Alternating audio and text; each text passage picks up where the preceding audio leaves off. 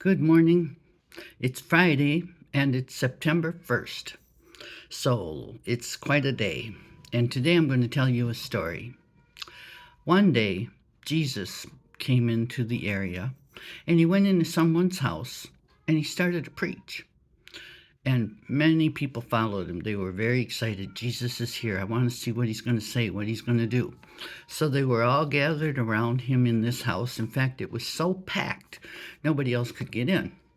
Meanwhile, these four people, they wanted their friend to see Jesus. They felt like he didn't have much time. He needed to see Jesus. He needed to be in the presence of Jesus.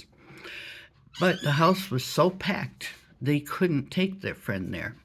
And there was another problem. The friend was lame. He was a paralytic. He couldn't go nowhere. He couldn't do anything by himself. And I don't know what his relationship with Jesus was, but his friends decided he needed to be in front of Jesus.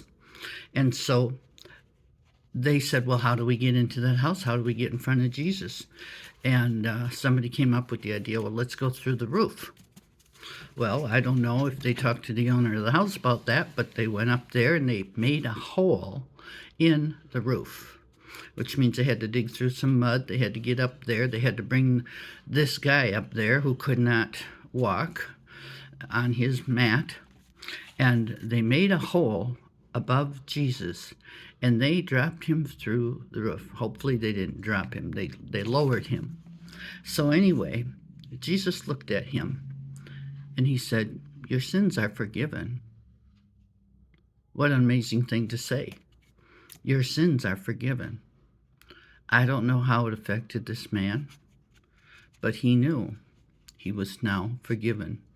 That's the first step toward being saved, is to understand your sins and ask for forgiveness and come to Jesus. Well, the people around him were not too impressed. They were like, okay, anybody can say your sins are forgiven. And Jesus said, well, is it easier to say your sins are forgiven or you are healed?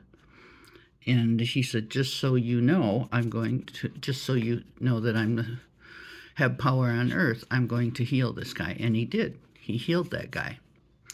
End of story? No.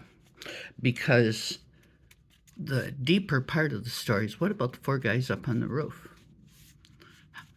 They didn't get in front of Jesus because they didn't need to. They already knew Jesus. They already knew he was the one they had to bring their friend to. They went to great lengths. They might have even broken a law or two to get their friend to Jesus. Now, Jesus said because of their faith. He said, because of their faith. He said, it says Jesus saw their faith. And he said to the paralytic, your sins are healed. He saw his friend's faith. My question to you is, who have you brought to Jesus?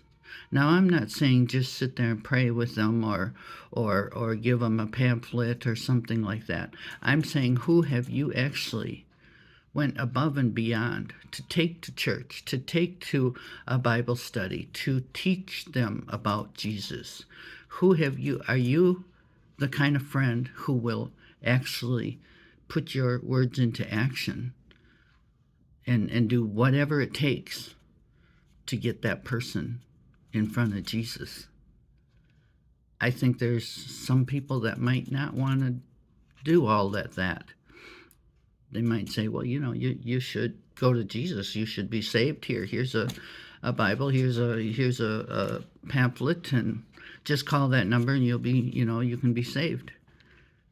But the real friends are the ones who will take you there. The ones to take you to the Bible study, take you to church, take you to see someone who really can tell them about Jesus, who can stand for Jesus. That's the question. Are you that kind of friend? Do you have that much faith that you'll do whatever it takes to help someone else? So you think about that today. If you want to know the rest of the story, you can read Mark chapter 2, and it starts in right away telling this story. It's a true story. So have a great day and God bless you.